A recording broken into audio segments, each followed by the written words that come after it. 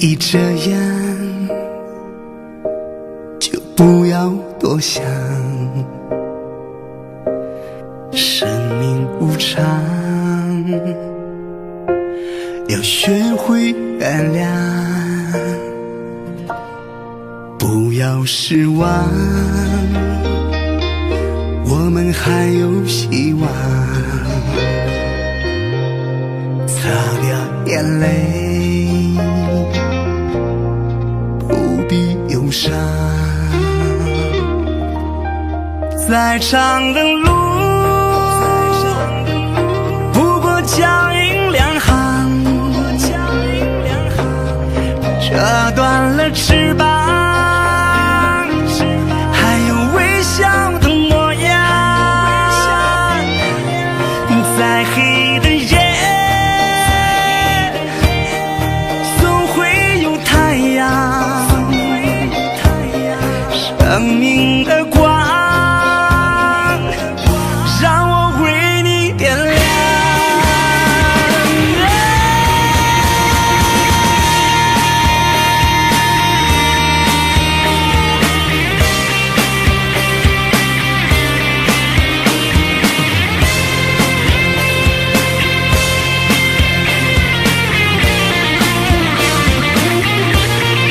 不要再失望，我们还有希望。擦掉眼泪，不必忧伤。再长的路，不过脚印两行，折断了翅膀，还有微笑的模样。再黑的夜，总会有太阳。生命的光，让我为你点亮。人生在世，难免遇到风浪，挺起胸膛，把那冰雪阻挡。难过的时候，有我为你歌唱。你的世界，我来为你守望。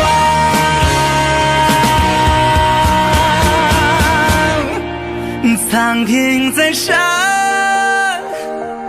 给我们一些力量。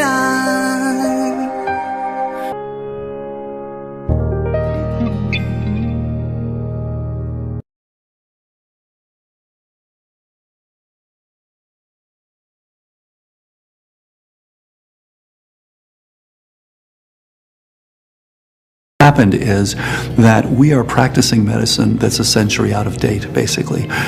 While things have moved forward in Silicon Valley and things have moved forward with iPhones, and look at what you can do today that you couldn't do even 10 or 15 years ago, medicine is still being practiced an old-fashioned way where we look for a specific diagnosis. World, these stresses are 24/7, 365. The net result is illness and disease. Your immune system is compromised chronically. What we see here is belief itself shifts biology. That intelligence giving us life. It is the greatest healer in the world. These symptoms are brilliantly intelligent in waking us up. 抬头，幸福不见了，找失去的拥抱，温柔的眼眸，想多看一秒，拭干眼泪，看清楚，原来爱没走掉。 Fix your brain, you're going to have to accept a radically new way of thinking about health, one that most doctors today still struggle to understand. It's the idea that everything is connected. This means everything we do, everything we eat and think, how we sleep, and live can actually change our brain at any given moment. It can impact your brain through your diet and heal your body. In fact, your body and your mind are not two separate systems. They're one elegant, continuous ecosystem. What you do to the body affects the brain, and what you do to the brain affects the body.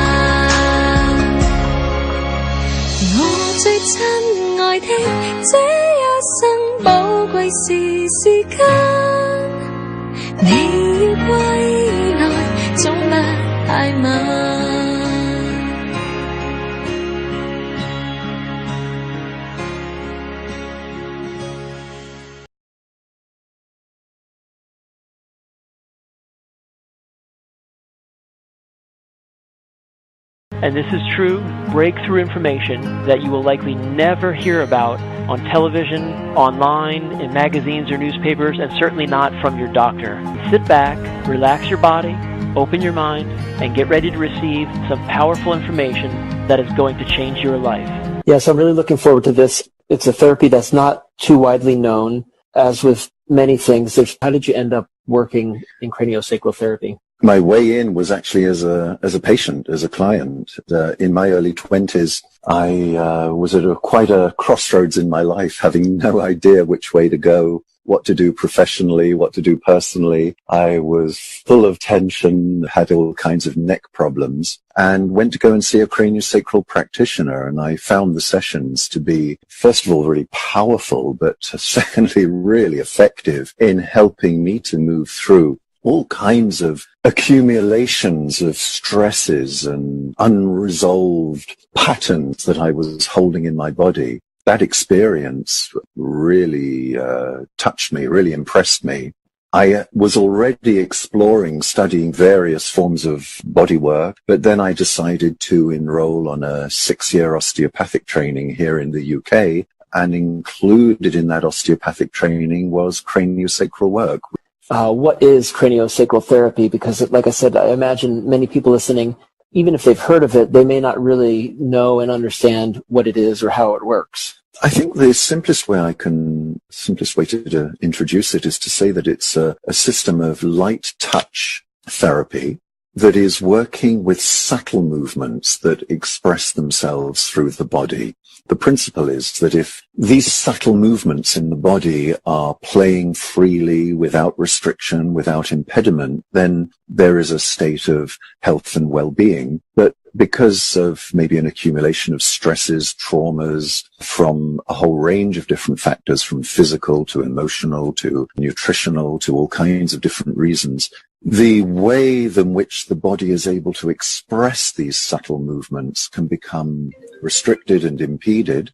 Consequently, we see this as a primary precursor to the development of symptoms, diseases, and pathologies. So the work is really about helping to free things up. Is that a good example?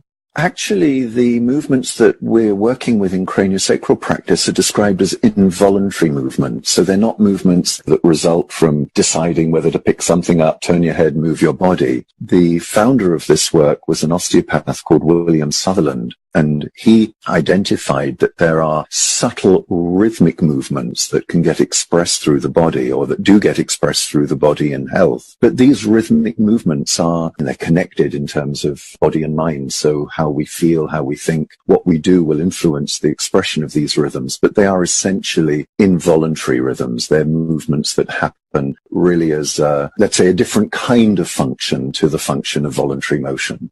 But the principle is that if there are no restrictions, if there are no accumulations of stresses or traumas in the body, then the body moves in very kind of full, balanced ways without these kinds of distortions. The patterning that we experience actually starts right at the very beginning of life. I mean, even we could say a single cell at conception is responsive to its environment. Right from our early embryological development, this whole process of patterning and conditioning can begin. And of course, it continues throughout the whole of our lives as we meet new situations or have a car accident or a fall or an accident, whatever it might be. So in a way, we become, we could say, walking autobiographies of how our health and how our, as you said earlier, how our life is able to kind of meet the experiences that we have. And the experiences that we're not able to resolve may remain with us as patterns of movement and also patterns of function and patterns of behavior. We know that the body is constantly being reformed, constantly being regenerated, which is really where we could say the potential for healing and recovery is, that we're not a fixed system. If we can create the conditions whereby this natural process of regeneration occurs, all kinds of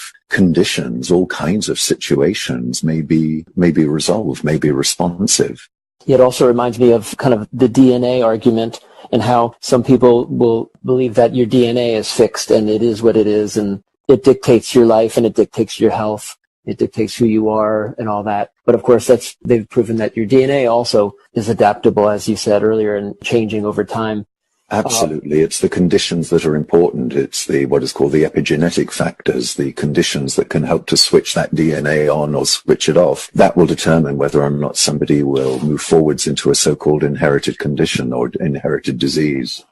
Tensions, energies, stresses, whatever they are, do these involuntary movements, do they affect our regular voluntary movement? So if I want to bend over and pick something up, does the fact that I have this energy and this involuntary movement pattern in my body stuck, does it affect my intentional movement? Yes, absolutely. The founder of this work really asked or researched for many, many years, well, what could it be that is driving these subtle rhythmic movements, getting great results when he was doing that? And he came to a very, I would say, simple conclusion, which is by no means simplistic, and that is that it is none other than the life force itself that is generating these subtle rhythms.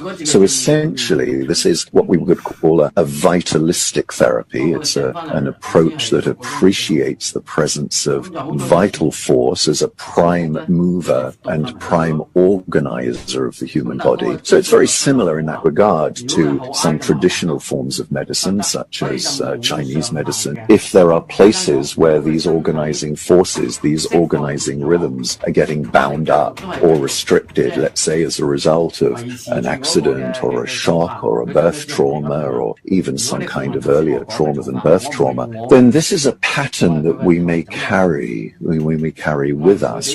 I believe the human body is always doing the best that it can. It's always going to seek the best possible health given whatever circumstances is, whatever conditions are present, that this natural expression of health in the form of these natural rhythms may become compromised. And this is where we may start to experience symptoms and dysfunctions. But we're never just, none of us are just physical human beings. There's our feelings, our thoughts, our emotional experience. So similarly, a shock from a loved one or emotional stress or strain in a relationship, this will all influence how we hold ourselves, how we carry ourselves, and will influence the expression of these subtle rhythms and consequently influence how we function. So we really need to look at the whole person, we could say the relationship between the body and the mind and the forces that organize us.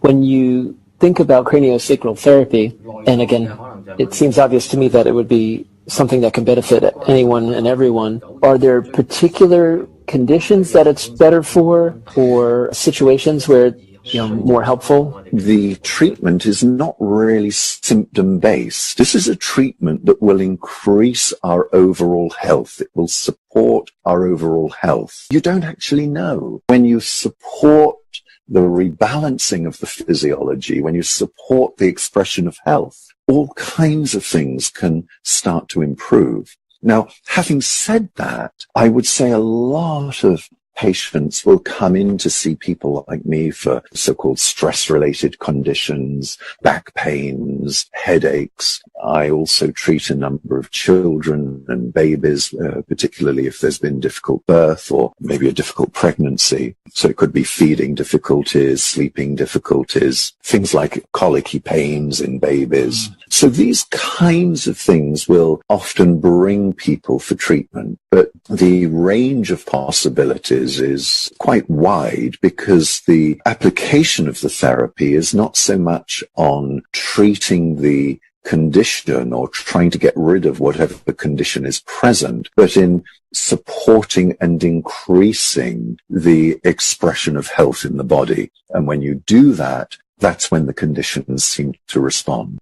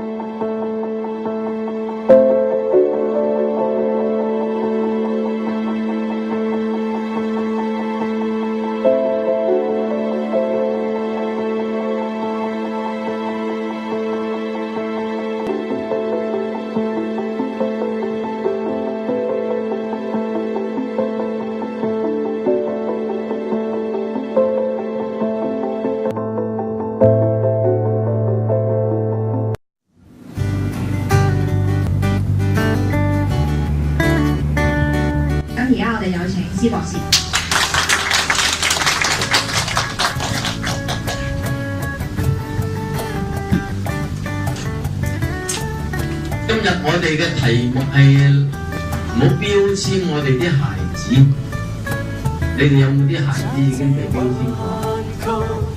有啊。世代互愛互信可有價值嗎？捨己不求自己益處，誰願付上這代價？信就有希望，不甘安於現況，被世界同化活着，如剩下軀殼，進到那街窄巷，尋找那些失喪，讓貧窮弱勢再得見光。